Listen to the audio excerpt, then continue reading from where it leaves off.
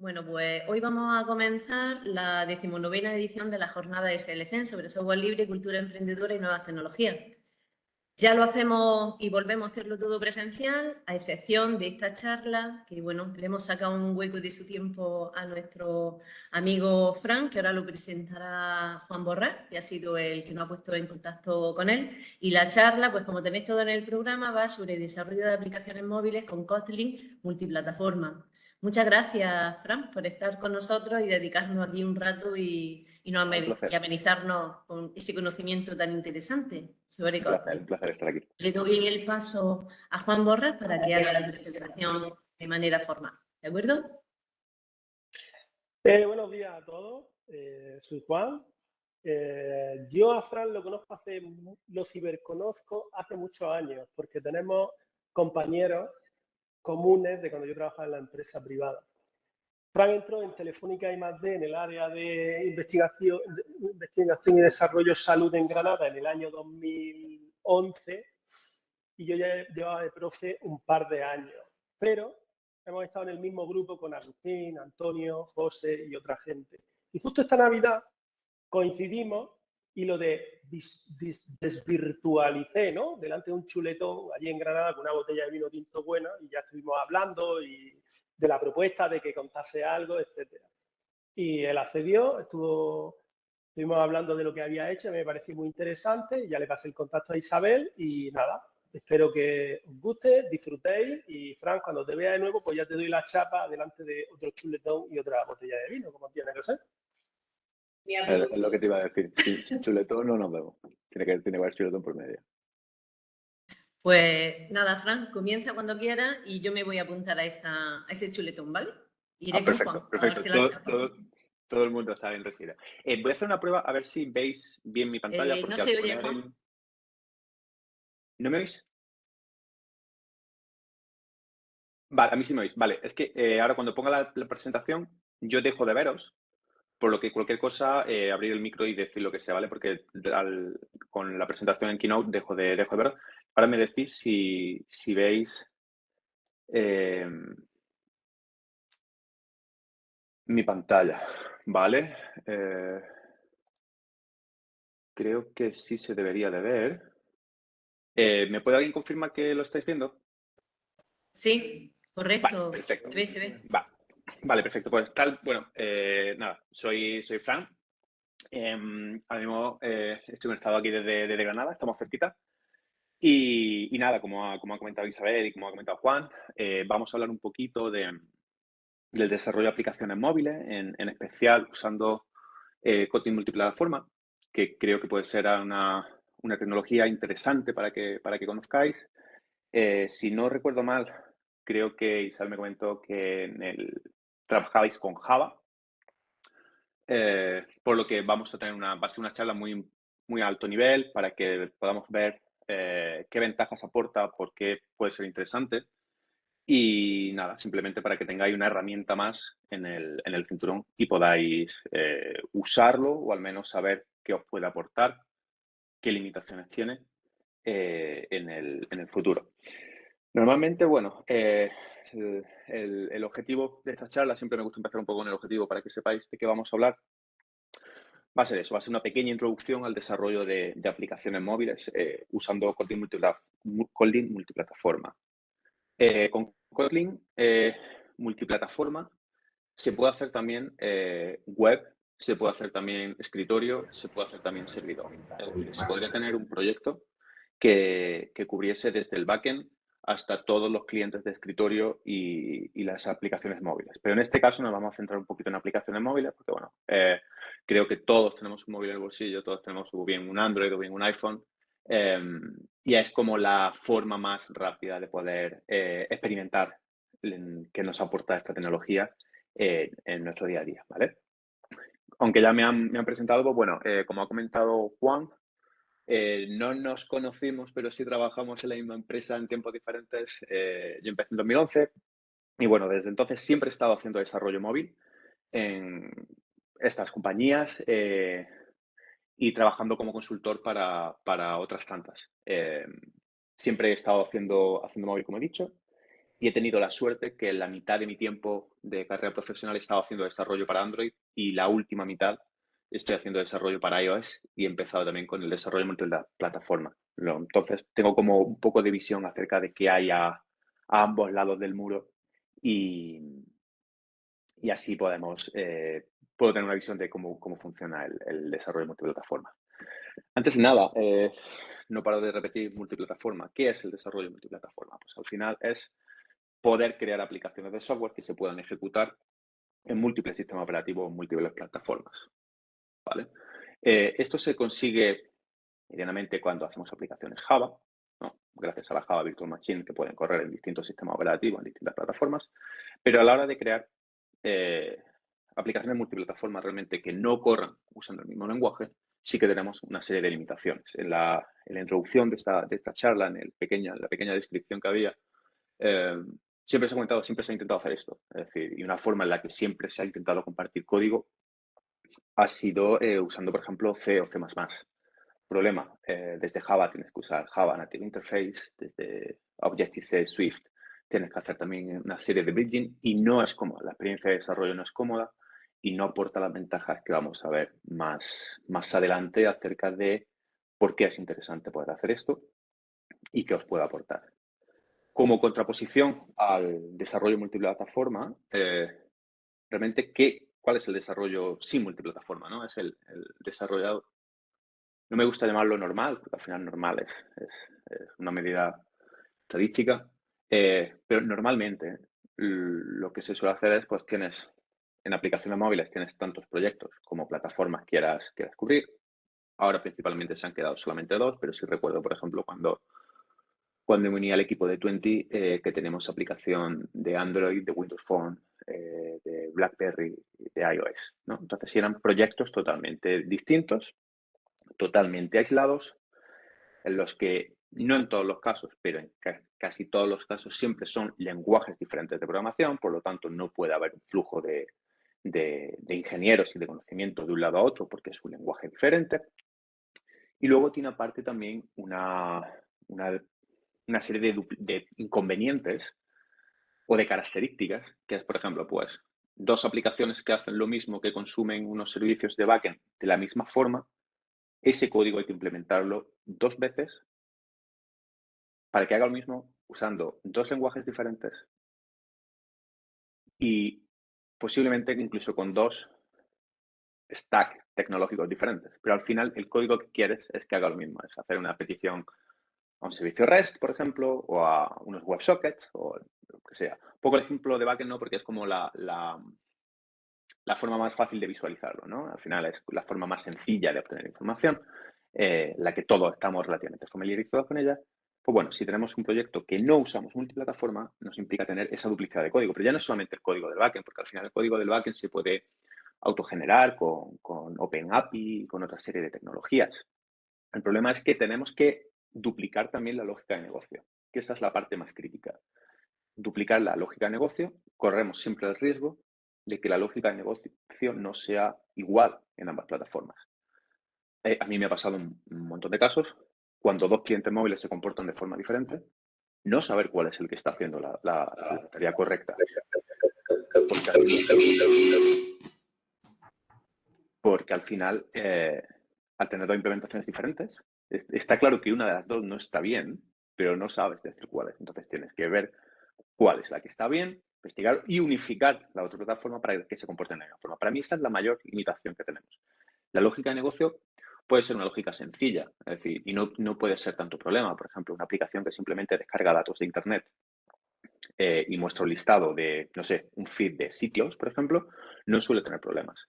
Sí que tengo algunos compañeros, por ejemplo, que trabajaron en Cabify durante un montón de tiempo y unificar la lógica de negocio que tenían detrás del servicio de distribución de coches, de qué coche te asignaban en base a qué, tuvieron que sentarse los 2 equipos móviles, lo sé porque una de las personas que lo hizo fue jefe mío, tuvieron que sentarse los 2 equipos móviles, el equipo de Android y el equipo de iOS, sentarse con una pizarra y diseñar qué es lo que querían hacer para luego a la vez cada equipo hacer una implementación diferente pero de esa misma idea. No se podía compartir nada. Entonces tuvieron que sentarse y compartir la idea, que es lo único que puedes compartir, pero siempre existe ese riesgo.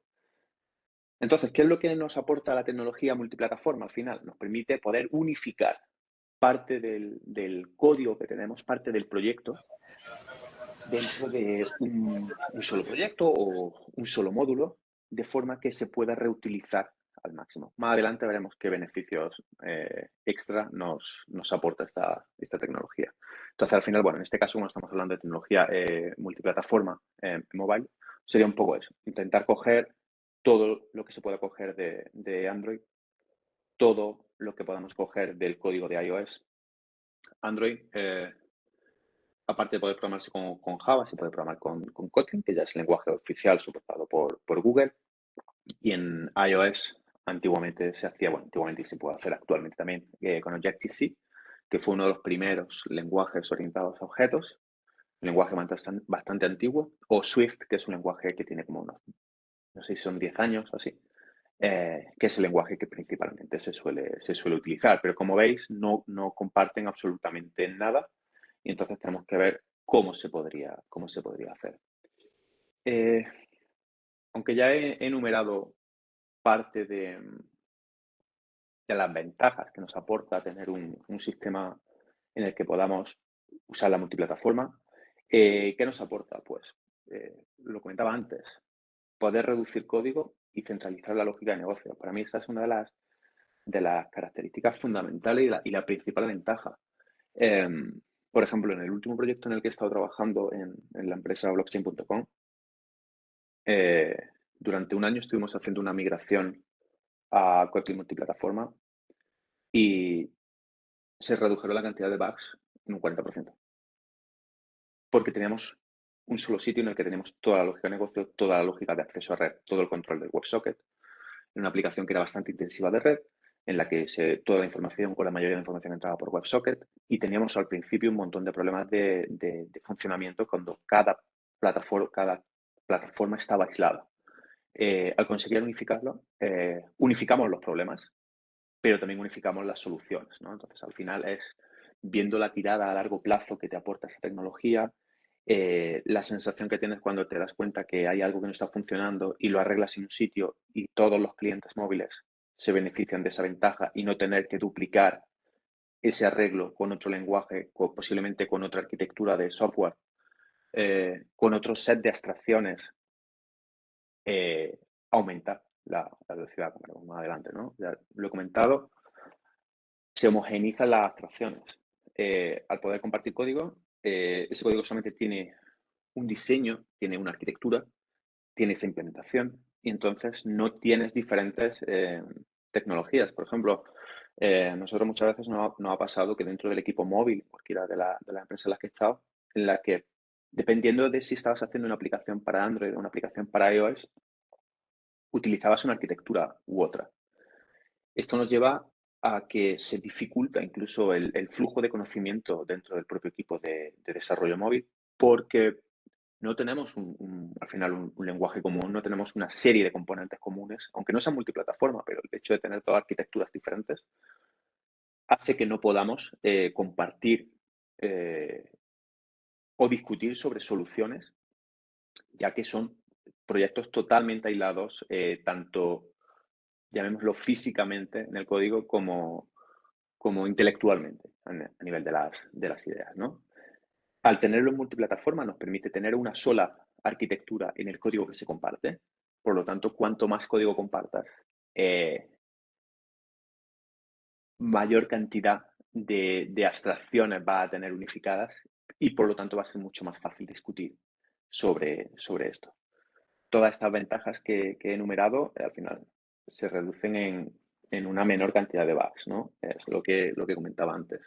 Si solamente tienes que mantener una base de código, entre comillas, ahora veremos que realmente no es así, pero con una solamente base de código, los bugs que residan en esa base de código, una vez que solucionen, se aplican a ambas plataformas y aparte, al tener este código aislado, nos obliga a tener que pensar mejor sobre él, nos obliga a tener que tener en cuenta que no sabemos dónde se va a ejecutar, si va a ser un Android, va a ser un iPhone, porque al final cada plataforma tiene sus propias características. Y de esta forma se reduce la cantidad de bugs. ¿Qué conseguimos reduciendo la cantidad de bugs, homogeneizando abstracciones, compartiendo código de lógica del negocio? Que a medio y largo plazo se incrementa la velocidad de desarrollo. ¿Por qué comento que es a medio largo plazo y no desde el principio? Porque desde el principio sí que hay una parte de ceremonia, de infraestructura que hay que establecer, que obviamente es mucho más lento tener que hacer eso que directamente empezar a codificar para iOS o para Android directamente. El hecho de tener que sentar las bases de un proyecto multiplataforma, de tener que establecer los módulos, de tener que establecer, por ejemplo, una de las partes que suele ser un poco más complicada, no porque sea difícil, sino porque los desarrolladores de iOS no estamos acostumbrados a ello, es la integración o el seteo del el Java Home, con el Java SDK, con todo esto. Por ejemplo, yo llevaba como 6 años sin hacer nada de Java y cuando tuve que establecerlo fue como, no me puedo creer que en 2021 esto siga siendo así. Entonces, al final, esos puntos de fricción son los puntos que hace que pierdas o tengas la sensación de que estás perdiendo tiempo al principio.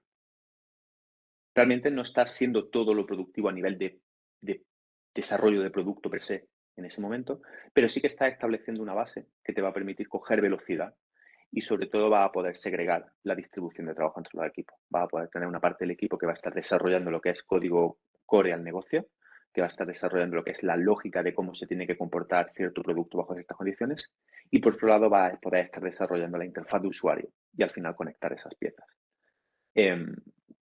Antes de empezar a hablar de Kotlin multiplataforma mobile, porque como he comentado al principio, tenemos multiplataforma, nos permite hacer también escritorio, nos permite también aplicarlo a server y hacer una ejecución nativa utilizando la GraalVM.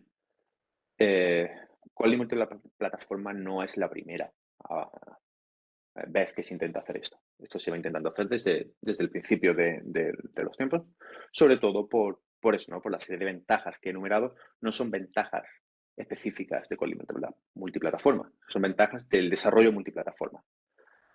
Por enumerar una serie de aproximaciones que siguen existiendo, pues como comentaba al principio, la primera y la más quizá rudimentaria en términos de herramientas alrededor, pero una de las que mejor funciona en términos de rendimiento es compartir código en C++. Tú tienes código en C++, lo consumes desde Java, lo consumes desde Kotlin o lo consumes desde Objective-C o desde Swift y de esa forma tienes ahí código, tienes el código core como si fuese una librería de terceros y lo consumes. ¿Problemas que tiene? Primero es código en C++. Por lo tanto, no hay tanta gente especializada como puedes encontrar en Kotlin o en Java. Y luego todo el tooling que hay alrededor no es tan potente como podría ser. Y al final, nosotros, todos los desarrolladores, requerimos de las mejores herramientas posibles que hagan que perdamos la menor cantidad de tiempo posible en cómo se usa la herramienta y podamos invertir ese tiempo en usar la herramienta realmente, ¿no? Aparte de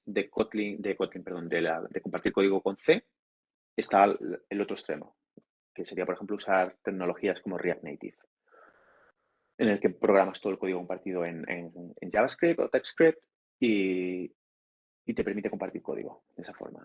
Es una aproximación que se ha utilizado, se ha experimentado un montón al respecto. De hecho, hay varios blog posts de la gente de Airbnb comentando porque ellos hicieron una apuesta muy fuerte en React Native y 2 años después tuvieron que deshacerlo.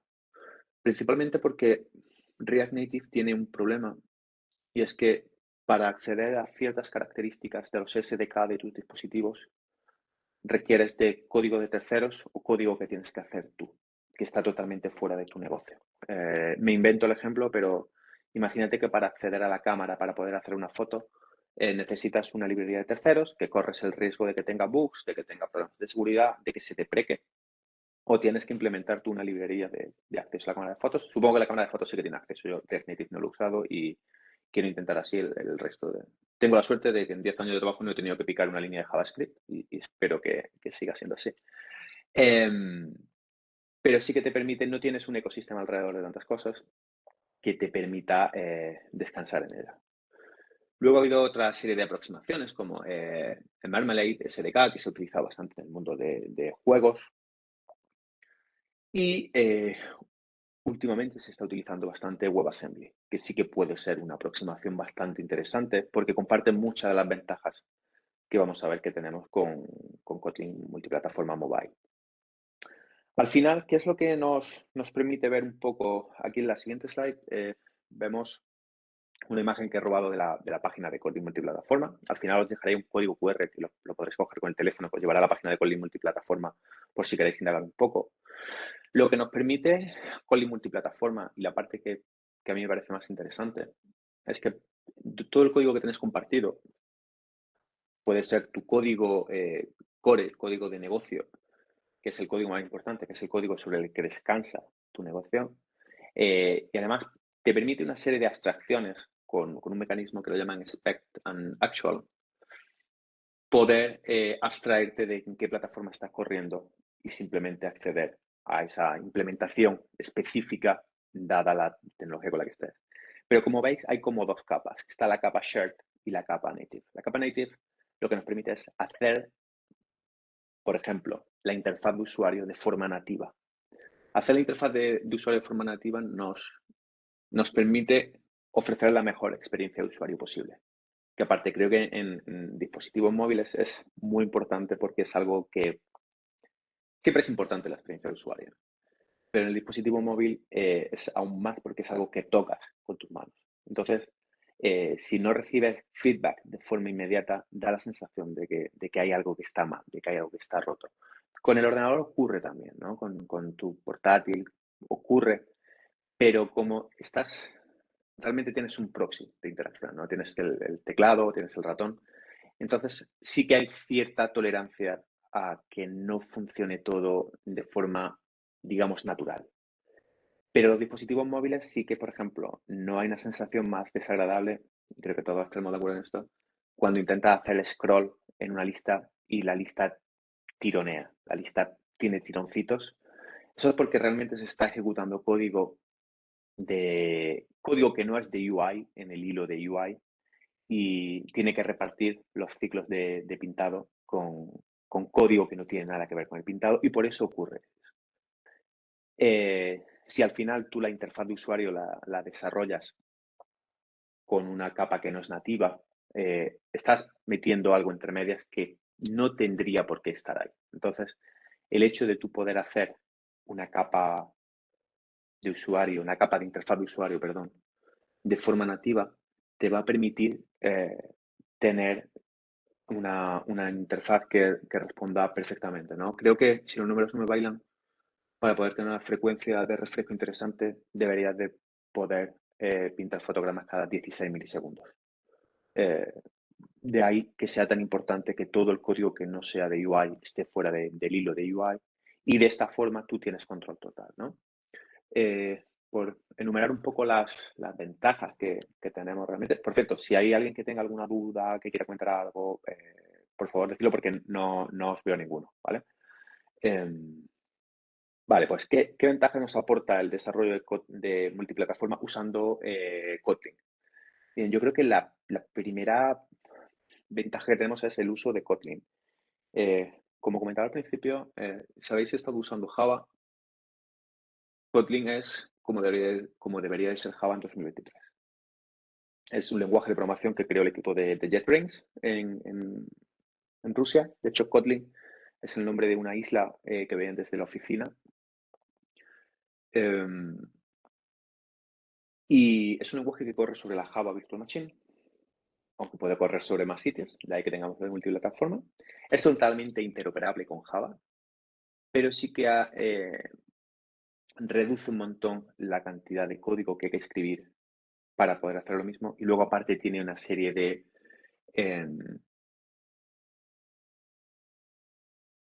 no frameworks, sino de abstracciones. Por ejemplo, nos permite el uso de corrutinas, nos permite el uso de tecnología que no estaba. Francamente, estoy bastante desconectado del mundo de Java, pero sí que recuerdo que la última vez que lo vi no había toda esa tecnología, ¿no? Entonces, el tema de Kotlin evoluciona muy rápido, tiene una comunidad muy potente detrás. De hecho, hay una empresa española que hace poco la ha comprado una empresa multinacional que se llama Sevia, que esta gente estaban en Cádiz, la gente de 47 Degrees, que tienen hecha una librería de programación funcional que se llama Arrow sobre Kotlin. Entonces, al final, cambiar de Java a Kotlin, si habéis estado viendo Java, son literalmente 2 tardes y puedes hacer todo lo que haces con Java porque es 100% compatible y a la vez te va a permitir poder usar este tipo de tecnologías que con Java no son posibles, como veremos más adelante. Aparte de esta ventaja, que bueno, es una ventaja que puede ser bastante subjetiva, el uso de un lenguaje u otro, sí que tenemos aquí una ventaja que es indiscutible. Y es que el rendimiento que ocurre en el dispositivo es un rendimiento nativo. No se tiene que interpretar ese código a través de un motor de WebKit ni nada por el estilo. El rendimiento que tenemos, el código que se genera con Kotlin y que corre en iOS, es código que se exporta como si fuese Objective-C. Por lo tanto, es un lenguaje que corre directamente sobre el sistema y no hay que hacer ningún tipo de interpretación. Al igual que en Android. Código que tú haces en Kotlin para tu aplicación de Android es el mismo código que va a ejecutar la aplicación. Por lo tanto, no tienes una capa intermedia de JavaScript que vas a necesitar un renderizado, etcétera. Esa parte desaparece. Por lo tanto, tener rendimiento nativo nos permite poder tener un rendimiento óptimo tanto en tareas en background como en interfaz de usuario, que es lo que comentaba. Y volvemos a lo mismo, ¿no? Hago mucho hincapié en la interfaz de usuario porque muchas veces es como la gran olvidada del desarrollo. Poder tener una interfaz de usuario nativa nos va a permitir poder usar todos los componentes que nos ofrece cada SDK, incluso usar las tecnologías diferentes que ofrece cada SDK. En caso de Android, vaya a poder utilizar desarrollo de interfaz de usuario tradicional o vaya a poder utilizar Jetpack Compose. En el desarrollo de iOS se va a poder utilizar tanto con UIKit o NSKit, que es el tema de Mac, como SwiftUI, que es la nueva aproximación que están utilizando, que es el equivalente con Jetpack Compose. Vas a poder decidir qué capa quieres hacer. ¿Y por qué puedes hacer esto? Porque realmente la integración que tienes de esta tecnología de Kotlin multiplataforma mobile es incremental, no tiene que ser todo o nada. Tú puedes tener una parte de la aplicación que utiliza Kotlin multiplataforma y tener el resto de la forma en la que estuviese. De hecho, va a ser muy raro encontrar un proyecto que empiece desde cero con Kotlin multiplataforma. Hoy en día ya no, porque ya ha salido de alfa, se encuentra en beta la tecnología y hay empresas como Philips o Netflix que lo utilizan. Entonces ya sí que puede haber más proyectos que empiecen de cero usando multiplataforma, pero por ejemplo, en el proyecto en el que estaba trabajando, era un proyecto que llevaba más de un año funcionando, en el que se decidió apostar por multiplataforma y entonces lo que se hizo se fue haciendo una migración iterativa e incremental sobre el código que queríamos compartir. ¿Qué nos permite de esta forma? Que nosotros decidimos cuánto código queremos compartir y como el resto puede seguir siendo nativo, no vas a tener que decir, no, paro mi desarrollo 6 meses y lo lanzo. No, te va a permitir hacerlo de forma iterativa, porque al final todo lo que no sea refactor iterativo, y esto es un poco, va fuera de esta charla, ¿no? Todo lo que no sea un refactor iterativo, un cambio de código iterativo, no conozco ningún proyecto que haya parado para reescribirse y haya salido mejor de lo que estaba. Y he visto varias reescrituras, ¿no? Muchas veces entra en juego el ego del equipo de software de esto yo lo voy a hacer mejor, ¿no? Nos pasa un poco como a los fontaneros, ¿no? De señor, aquí le ha hecho esta chapuza que tiene usted aquí, ¿no? Pues nos pasa un poco cada vez que no encontramos código legacy, pensamos que quien lo ha hecho no sabía, que nosotros lo sabemos hacer mejor y lo que realmente no sabemos es que ni nosotros lo vamos a saber hacer mucho mejor porque no sabemos las condiciones bajo las que se ha desarrollado, ¿no? Entonces, imagino que vosotros que estáis cerca de incorporar al mundo laboral, creo que es uno de los mejores consejos que me dieron y bueno, ya lo dejo aquí ya que me he ido un poco por las ramas, ¿no? ¿Qué nos permite, aparte de tener el rendimiento nativo, el uso de Kotlin, integración incremental? Lo comentaba al principio, poder tener una arquitectura que sea agnóstica, entre comillas, sobre qué plataforma va a ejecutarse, porque al final Android tiene sus peculiaridades, iOS tiene sus peculiaridades. Si abrimos un poco lo de multiplataforma, el escritorio tiene sus peculiaridades, pero el hecho de tener que hacer un módulo que va a ser compartido no puede estar por hecho que algo se va a llamar por un ciclo de vida antes o después porque en cierta tecnología lo hace. Lo he puesto porque, por ejemplo, nos pasó que cuando empezamos a integrarlo en el proyecto de iOS no funcionaba bien y había algunas condiciones de carrera en algunos casos. Y resulta que es que el ciclo de vida de Android, no sé si lo conocéis, lo que hace cada vez que abre una pantalla se llaman una serie de callbacks para inicializarse. En el paso de una función a otra era mucho más lento que en iOS. El módulo lo hemos diseñado pensando en Android, porque al final el código de Android, como lo escribíamos en Kotlin, el código de Android se escribía en Kotlin, se podía probar de forma inmediata. No nos dimos cuenta que realmente teníamos algo mal hasta que no se probó en iOS. Esto ya nos hizo como dar 2 pasos hacia atrás y cada vez que escribíamos algo compartido nos intentábamos olvidar de cómo funcionaban las cosas en Android y pensábamos en abstracto, ¿no? En esto cómo tiene que funcionar esta parte de código compartido. Pues cuando el usuario escribe esto y pulsa este botón, hacemos esto, sin tener en cuenta cosas que sean más específicas de la plataforma. Y tiene una última, bueno, la última de esta charla, una última ventaja, y es el acceso al 100% de las funcionalidades que tiene que te ofrece cada SDK de desarrollo, tanto el de Android como el de iOS. Como puedes hacer una integración nativa, tú vas a poder seguir usando código que sea nativo y si no encuentras nada, pues simplemente vas a poner una interfaz por medio, la vas a implementar en un lado o vas a usar el Spec and Actual de multiplataforma y tú vas a poder tener ese código. Entonces tú tienes acceso realmente a toda la plataforma porque tú realmente estás desarrollando de forma nativa. Lo que hay un módulo que lo estás compartiendo como si fuese una librería de terceros, como cuando bajas una librería de cliente de red o cuando bajas una librería que se encarga de traerte imágenes de internet y pintarlas, ¿no? Al final, el código que tú vas a compartir lo vas a consumir así. Obviamente, como todo en la vida, no hay una contraprestación a toda esa serie de ventajas. La primera, para mí, no es una limitación. Matizo esto. Es una limitación porque no puedes usar ninguna librería que contenga código de Java. Tiene que ser código 100% Kotlin. No puede haber ningún import de Java de nada, ni en tu código compartido, ni en ninguna de las librerías que utilices. ¿Eso es una limitación? Sí, porque hay un montón de código escrito en Java que funciona muy bien, que no vamos a poder usar, pero siempre tenemos una alternativa ya escrita en Kotlin.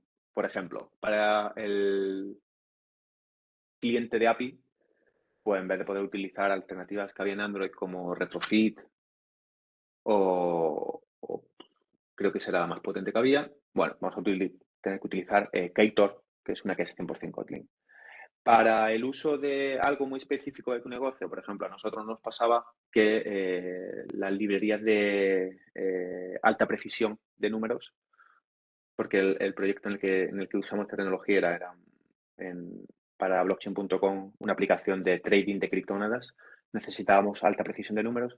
La librería mejor que había estaba escrita en Java, entonces tuvimos que quedarnos la de Kotlin por un lado y por otro lado hacer una implementación nativa propia para poder usarlo, ¿no? Entonces, esto al final es una limitación, pero para mí el hecho de que no tengas que usar Java y puedas usar un lenguaje como Kotlin es una ventaja. Otra limitación, para poder desarrollar la parte de iOS vas a seguir necesitando un Mac y Xcode. Se puede hacer un bypass y montar un Hackintosh y usarlo, pero al final los ciclos de release de Xcode que se actualiza con cierta frecuencia van requiriendo que la versión de Mac también esté actualizada, por lo tanto es entrar por un camino que no te apetece probar. ¿Por qué lo necesitas? Pues porque si quieres usar la interfaz de usuario nativa vas a necesitarlo, o si quieres probarlo en un simulador vas a necesitarlo, ¿no? Entonces es una limitación que, bueno, al final el desarrollo de iOS requiere de un Macintosh y de Xcode y no se puede hacer un bypass de esta parte. Lo mencioné antes, pero al final la interoperabilidad que ocurre entre el código de Kotlin que escribes y el código que llega a iOS se hace a través de Objective-C. Lo que se hace es todo el código de Kotlin se pasa por un compilador que tienen de nativo para Objective-C y tiene las limitaciones que tiene Objective-C, que si no me equivoco creo que era un lenguaje que se hizo, no sé si fue en los 70 o los 80, que era con orientación a objetos y fue de los primeros que se hicieron. Esto nos implica tener limitaciones como, sobre todo a nivel de genéricos y de paso de cierta información, pero hay formas de poder usarlo. Ya os digo, nosotros lo hemos estado utilizando en una aplicación que está en producción, que ha estado funcionando muy bien y no hemos tenido un problema, pero sí que puede llegar a serlo dependiendo de qué arquitectura decidas usar para consumirlo. Y luego, otra de las limitaciones que tiene es que, como os he dicho, al final el código que hacemos compartido es un código que se exporta y se empaqueta como si fuese, por ejemplo, en iOS, consumo desde iOS, es una librería que se empaqueta, un XC Framework, y se embebe en el binario y se consume desde Swift o de Objective-C. El problema que tiene que sea solamente uno es que conforme que tu aplicación va creciendo, cada vez que hagas un cambio en el código compartido, va a tener que reexportarlo todo. Al principio, con la compilación iterativa que tiene Gradle y que tiene Kotlin, no es mucho problema. Pero sí que es cierto que al final, si pudieras tener distintos módulos que se exportasen como distintos frameworks, la velocidad sería mayor. ¿Por qué no se puede hacer esto todavía? Porque me consta que están trabajando en arreglarlo. Porque al final, para poder usar Kotlin desde el runtime de Swift, desde iOS, aparte de tu código, necesitas embeber también la Standard Library de Kotlin. Y no puedes tener la Standard Library embebida en más de un módulo. Entonces, esta es la mayor limitación que tienen y por eso se hace de esta forma. ¿Vale? Y como comentaba antes, al final nosotros necesitamos herramientas que nos simplifiquen el trabajo para enfocarnos 100% o lo más cercano al 100% en el producto que tenemos que desarrollar.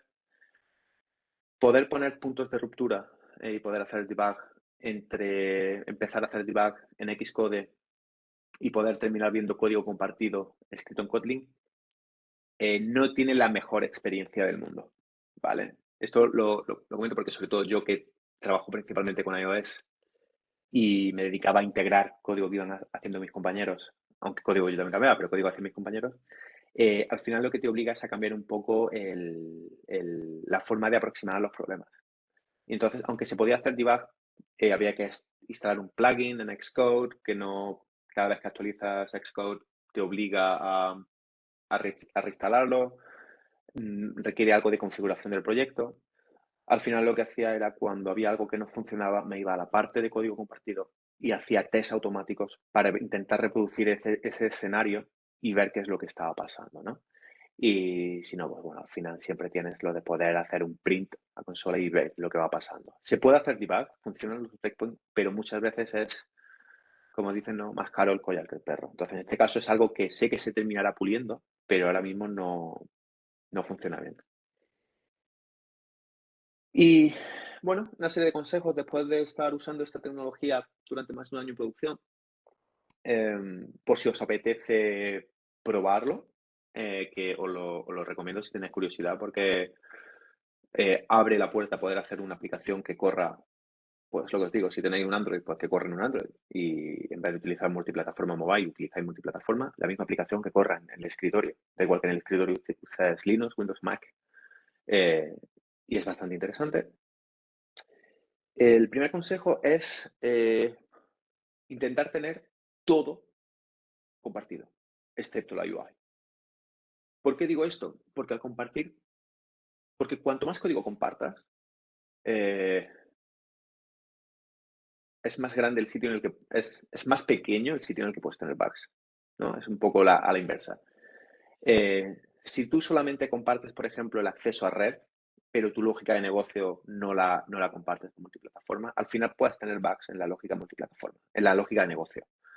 Si solamente compartes el acceso a red y la lógica de negocio, pero no compartes, por ejemplo, la comunicación con la UI, que no es lo mismo que la UI, sí que puedes tener problemas en qué información le estás dando a la UI para que pinte.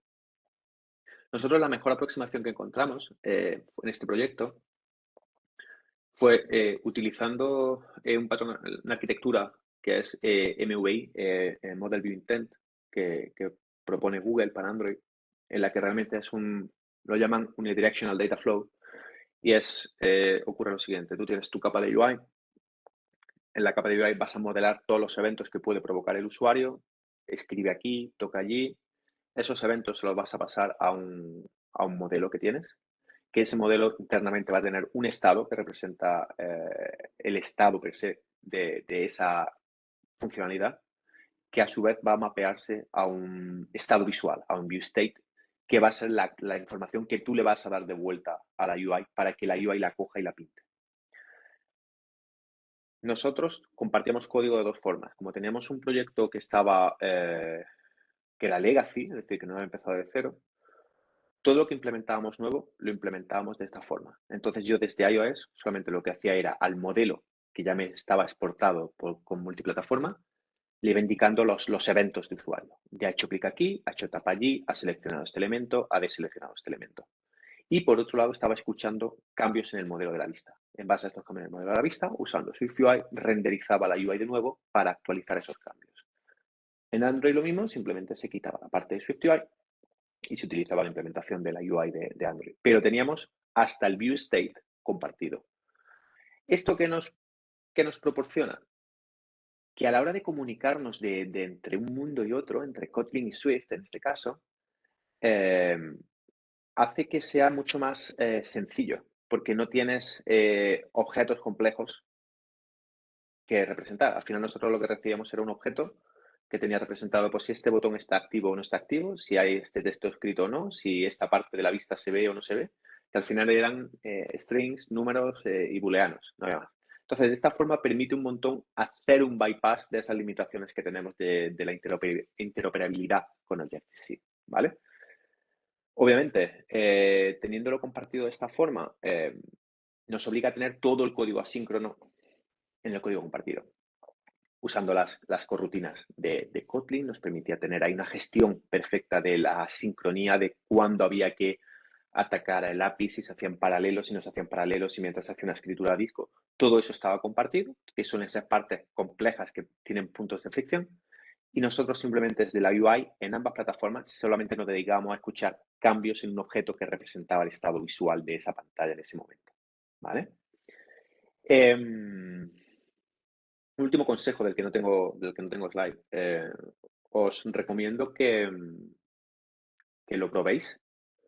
Que empecéis con Kotlin si no lo habéis hecho. Y que hagáis una prueba. Hay un montón de recursos. Ahora después al final os dejaré un QR que de hecho, bueno, tenía antes un slide de preguntas. Ahora al final os dejaré el QR por si lo queréis coger con el móvil y así lo lleváis ya guardada en el teléfono. La página de Kotlin multiplataforma oficial, en el que hay un montón de sitios en los que empezar y la verdad que es un mundo bastante interesante y cada vez más hay más ofertas de empleo relacionadas con esto. Es más, yo trabajo en blockchain, lo termino y este lunes que viene empiezo a trabajar con otra empresa haciendo librerías con multiplataforma. Así que definitivamente merece la pena. Y sin más, creo que he cumplido el tiempo perfectamente, Isabel. 45 minutos. Dejamos esto abierto por si hay alguna pregunta y espero poder, Perfecto. Enhorabuena espero por poder responder. la charla, Fran. Yo creo que ha sido muy interesante. Seguro que algunos de los alumnos ya conocen algo de Kotlin. Tenemos nosotros una plataforma con la que trabajamos en el instituto, Open Webinar, donde hay precisamente varios cursos de Kotlin bastante interesantes. No sé si alguno le habrá echado un vistazo. El alumnado de segundo curso sí tiene acceso a toda esa plataforma para formarse. Alguno seguro que tiene alguna idea, otros no. Espero que hayan suscitado algunas preguntas, así que paso la palabra para que el alumnado, ¿vale? O alguien que tenga algún tema en cuestión que quiera preguntarte, así lo haga. Por supuesto. Abrid el micrófono, quien quiera hacer alguna pregunta y se la lanzáis a Fran.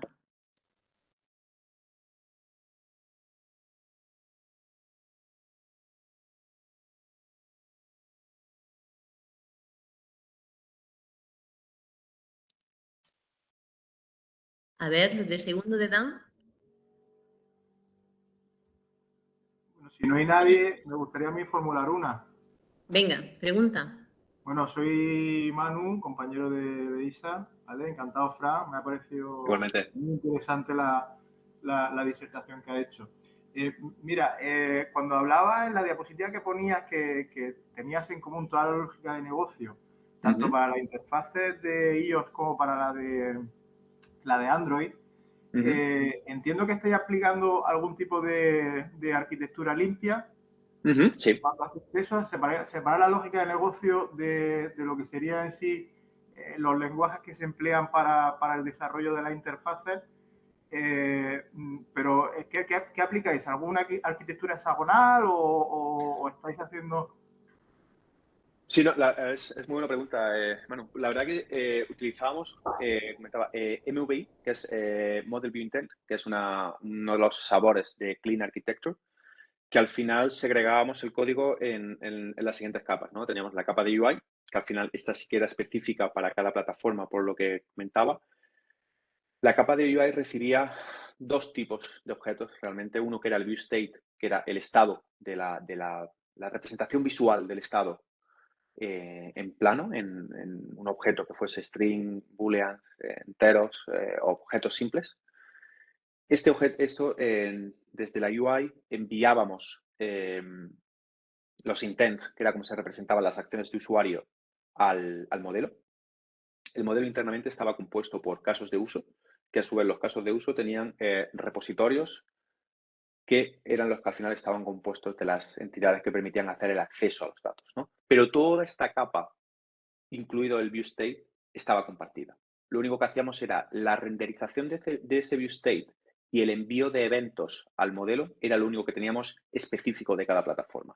En Android seguía siendo Kotlin porque la aplicación estaba entera hecha con Kotlin, pero en iOS sí que utilizábamos SwiftUI y Swift para poder consumir ese código. Entonces, al final teníamos esa serie de capas, ¿no? El modelo simplemente se encargaba de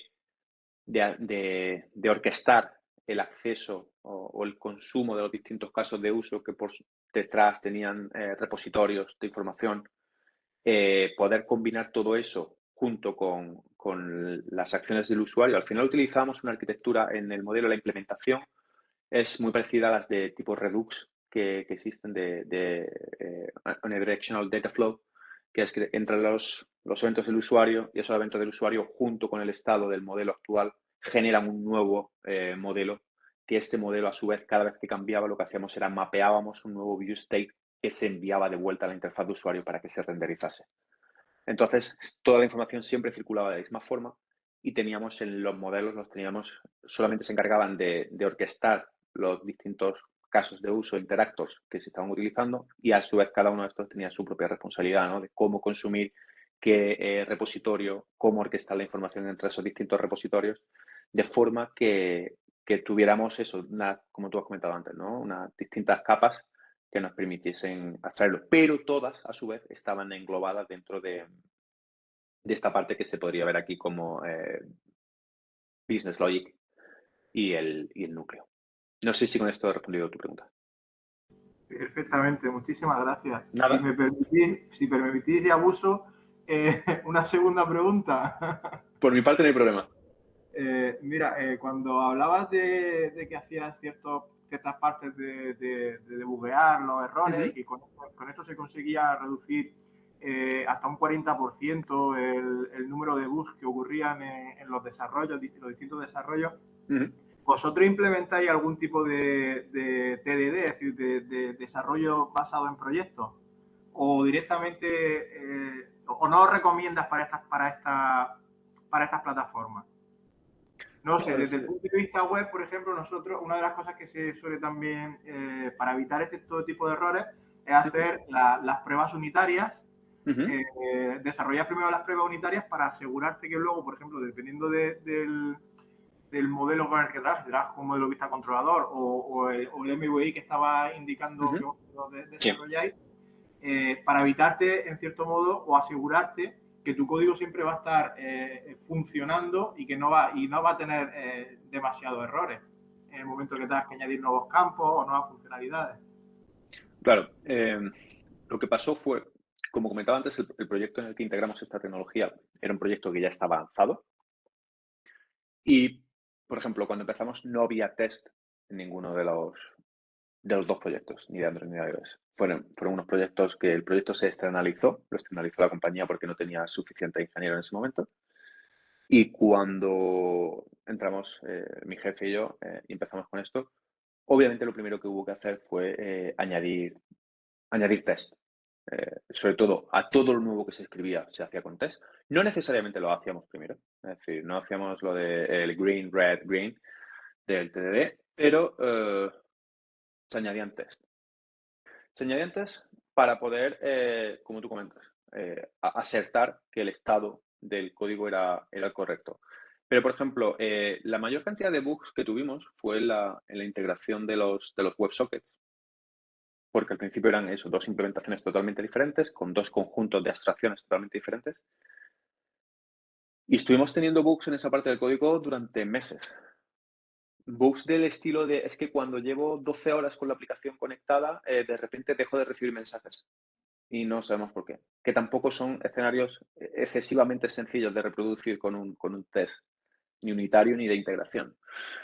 Entonces, lo que sí que, al poner una arquitectura primero, decidir una arquitectura y hacer un compromiso con esa arquitectura, ya era mucho más fácil razonar acerca del código, porque, por ejemplo, cuando yo tenía que entrar al código de Android antes de multiplataforma, me costaba un montón saber cómo estaba todo montado, porque al final no era el proyecto en el que yo estaba en el día a día. Al igual le pasaba a mi compañero de Android con el proyecto de iOS que nos encontramos. Entonces, la reducción de los bugs vino primero porque se desarrollaba la lógica de negocio teniendo en cuenta que iba a correr en dos plataformas, por lo tanto estabas como mucho más centrado en tenerlo en tus capas, tenerlo aislado y hacerle test.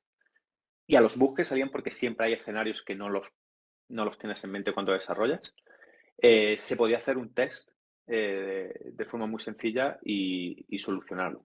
Entonces, se redujo la cantidad de bugs porque los pocos que salían, o los muchos menos que salían que antes, que seguían saliendo, cuando eran en código de lógica de negocio, te ibas, hacías un commit arreglando el fichero que tenía el problema, que faltaba o sobraba algo, y automáticamente funcionaba en las dos plataformas, por todo lo que comentaba antes, ¿no? Porque al final se compartía. Entonces, también con esto consigues que los típicos bugs de escenarios que no has pensado a lo mejor en las dos plataformas, si no usas multiplataforma, da igual que sea Kotlin o no, tienes que ir a dos proyectos diferentes y arreglarlo usando el conjunto de abstracciones disponibles que tengan en ese momento en cada proyecto. Entonces, al final, se decrementan los bugs que tenemos. Y otra métrica, que ya que he visto que te has quedado con los números, la última funcionalidad que implementamos, la implementación de iOS, la implementación total de Android se hizo en 6 semanas, de la funcionalidad de código compartido más la interfaz de usuario.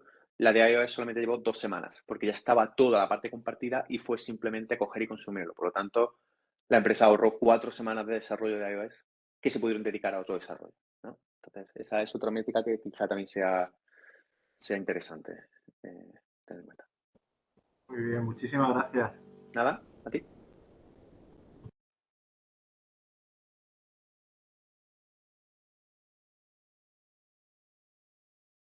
A ver si llego al QR.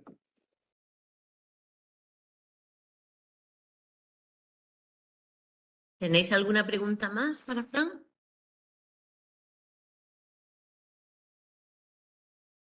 De todas formas, Isabel, como tienes mi correo, si hay alguna duda o cualquier cosa que queráis comentarme, ni que decir, tiene que está abierto a recibir cualquier tipo de pregunta.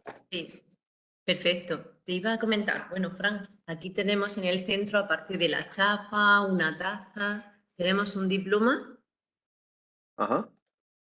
como recuerdo de tu colaboración en esta 19 jornadas Muy bien. SLC en el Muy bien. instituto, Muchas ¿vale? gracias. Que te lo haremos llegar, ¿vale? Con otra serie Perfecto. de detalles por Genial, muchísimas gracias. dedicarnos este tiempo tan maravilloso y que lo han aprovechado, yo creo, bastante bien todos Nada, un placer. nuestros alumnos. Tenemos, como ya sabes, una web dedicada a la jornada y, bueno, generosidad vuestra de todos los ponentes, si queréis, no hay ningún compromiso. Hay un apartado de recursos donde en esos recursos ponemos pues, la presentación que habéis utilizado durante vuestra ponencia o cualquier enlace que queráis poner, nos lo haces llegar y nosotros lo publicamos en la web para que tengan acceso. Perfecto, todo pues el alumnado. exporto la presentación y te la mando ahora cuando terminemos. Vale, perfecto. Genial. ¿No hay entonces ninguna pregunta más? ¿Podemos despedir a Fran? Bueno, pues yo creo que sí. Pues nada, agradecerte otra vez de nuevo y felicitarte por tu charla, Fran, y seguimos Nada, en muchas gracias a contacto vosotros. porque hay cosas pendientes que te tenemos que dar. Perfecto, Muchas nada, muchas gracias. gracias y nada, disfrutar el resto de sesiones que quedan, que he visto el cartel, Vale. tiene muy buena pinta. Muchas Así que gracias, Fran. nada, Hasta luego. chao. Hasta luego. Chao, chao.